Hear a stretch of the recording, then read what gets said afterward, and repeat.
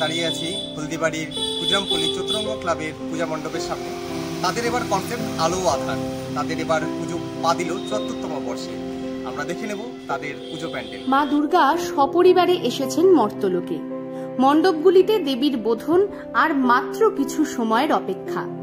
শিল্পীদের প্রস্তুতি পর্ব প্রায় শেষ। হলদিবাড়ি শহরের পুজোগুলির মধ্যে অন্যতম ক্ষুদিরামপল্লী চতুরঙ্গ ক্লাব দুর্গোৎসব কমিটির পুজো।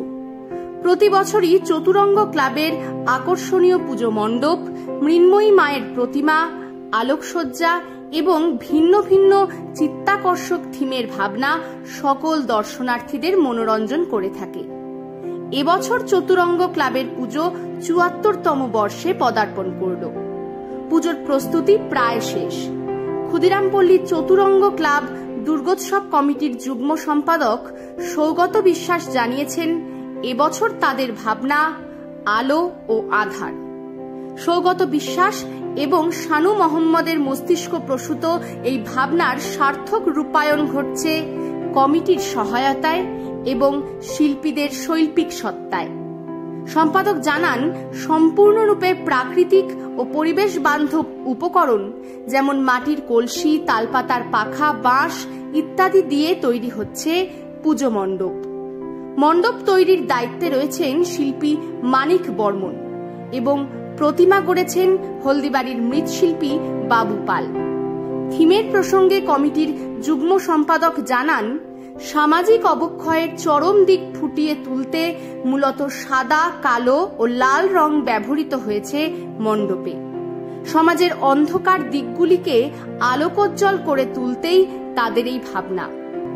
উদ্যোক্তারা জানিয়েছেন, রাতে যে সকল দর্শনার্থী তাদের পুজো মণ্ডপে আসবেন মাকে দর্শন করতে, তারা অবশ্যই আলোর কারসাজিতে নতুনত্ব কিছু উপভোগ করতে পারবেন। মহাষষ্ঠীর পুণ্য লগ্নে উদ্বোধন হতে চলেছে ক্ষুদিরামপল্লী চতুরঙ্গ ক্লাব দুর্গোৎসব কমিটির পুজো। নমস্কার, আমরা ক্ষুদিরামপল্লী চতুরঙ্গ ক্লাব দুর্গোৎসব কমিটি। এবছর আমাদের ৭৪তম বর্ষ। এবারের ভাবনা হচ্ছে আলো আর আধার। আমি সৌগত বিশ্বাস, পুজো কমিটির সেক্রেটারি, আমার সঙ্গে আর একজন সেক্রেটারি আছে। এবার আমি এবং আমার এক বন্ধু আছে শানু মোহাম্মদ, এই দুজনের মিলে ভাবনাতে এই প্যান্ডেলেরটা করা। এবং এই প্যান্ডেল সজ্জাতে যা ব্যবহার করা হয়েছে সমস্ত কিছু প্রাকৃতিক জিনিস, যেমন মাটির কলসি, তালপাতার পাখা, বাঁশের টুকরি, এসব ব্যবহার করা হয়েছে। এবং রংটা আমরা ইচ্ছা করি এবার কালো আর লালের মধ্যে দিয়ে চেষ্টা করছি করার, কারণ সমাজের অবস্থা এখন যা সবাই জানে সেটা। এই অবস্থায় উৎসব খুব ঠিক নয়, কিন্তু উৎসবে তো ফিরতেই হয়, মূল স্রোতে ফিরতেই হয়, কারণ একটা উৎসব মানে অনেকেই রুজি রোজগারের ব্যাপার থেকে সমস্ত কিছুই থাকে। তাই সেসব কথা মাথায় রেখেই অন্ধকার দিকগুলোর মধ্যেও কীভাবে আলো ফুটিয়ে তোলা যায় সেই ভাবনার থেকে এই বছরের প্যান্ডেল। আসলে আমাদের এই প্যান্ডেলের ভাবনাটা সম্পূর্ণ রাত্রেবেলার জন্য প্রযোজ্য। দিনের বেলা ঠিক আছে, কিন্তু যা লাইটের কারুকার্য করা হবে বেশিরভাগই রাতের জন্য। আচ্ছা, আর প্যান্ডেল কি বানাচ্ছে? প্যান্ডেল বানাচ্ছে মানিক বর্মন, ছোট হলদিবাড়ি। আর প্রতিমা বাবু পাল একমাত্র। আচ্ছা, বলছি যে আলো আধারের কনসেপ্টটা কি বর্তমান যে সমাজের সেই ভাবনা থেকেই করা, যে সমাজে তো অন্ধকার দিক থাকবে, সবকিছুরই ভালো দিকও থাকে, মন্দ দিকও থাকে।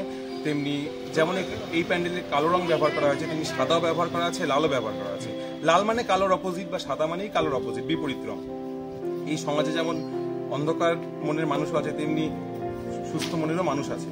তাই তাদের মাঝখানে যেভাবে মানে ভালো আর মন্দ যেভাবে মিলেমিশে থাকে, ঠিক সেই ভাবনাটার মাধ্যমেই প্যান্ডেলটাকে ফুটিয়ে তোলা। সেজন্যই কালো রং ব্যবহার করা। বিশেষ করে দর্শনার্থীদের উদ্দেশ্যে কি বলবেন? আপনারা আসুন, আমাদের প্যান্ডেলের কাজ এখন শেষ হয়নি, আপনারা আসুন, আশা করি আপনাদের ভালো লাগবে। কবে আপনাদের প্যান্ডেল? আগামী ষষ্ঠী। ধন্যবাদ। আপনারা দেখছেন নর্থ বেঙ্গল সমাচার, উত্তরের বার্তা, সত্যের পথে।